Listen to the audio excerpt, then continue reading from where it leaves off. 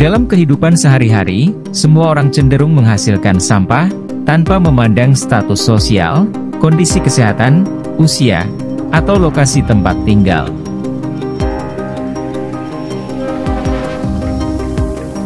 Tanpa disadari, perilaku ini menciptakan lingkaran masalah yang terus berkembang. Tidak menyelesaikan masalah, namun hanya memindahkan masalah dan menciptakan masalah baru.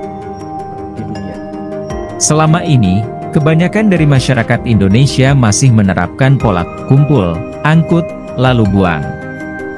Nyatanya, sisa organik dan anorganik yang tidak dipilah dari rumah, juga tidak dipilah oleh petugas. TPS kelebihan batas tampung, TPA tidak dapat mengolah dengan baik, tidak hanya kebingungan membuang sampah, tapi lingkungan menjadi kotor. Untuk itu, bergeserlah dari pola pikir pembuangan sampah tradisional ke arah manajemen sampah yang berkelanjutan.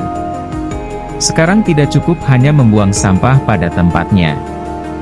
Pengelolaan sampah yang bijak menjadi kunci. Langkah sederhana yang dapat diambil adalah menerapkan gerakan cegah, pilah, dan olah sampah di rumah.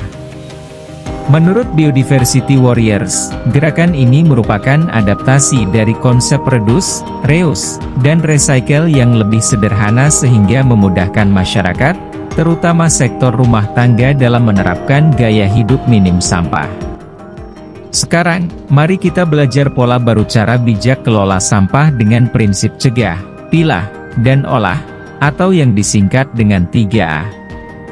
Cegah sampah adalah tahap prakonsumsi.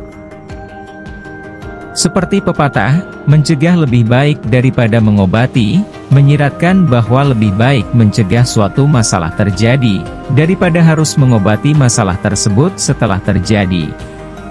Ini adalah prinsip yang umumnya diterima secara luas dalam berbagai konteks, termasuk kesehatan, lingkungan, keamanan, dan manajemen risiko. Langkah pertama dalam upaya mengatasi masalah sampah adalah memastikan bahwa kita membuat pilihan yang bijaksana sebelum memilih barang-barang yang kita beli. Mulai dari pikiran kita sendiri, batasi produk sekali pakai dengan memilih bahan yang mudah terurai secara organik.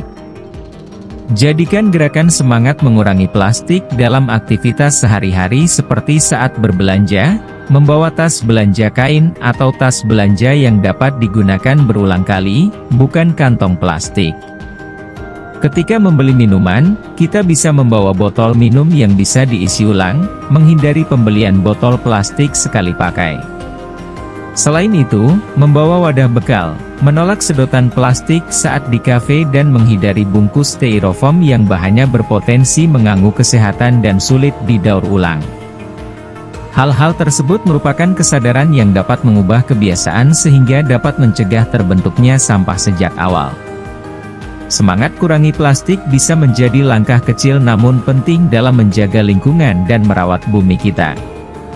Timbulan sampah bisa dicegah, namun tentunya manusia tetap tidak bisa sama sekali hidup tanpa menghasilkan sampah. Oleh karena itu, langkah selanjutnya yang kita lakukan adalah memilah sampah sesuai jenisnya, agar mudah diolah menjadi barang yang dapat dimanfaatkan kembali.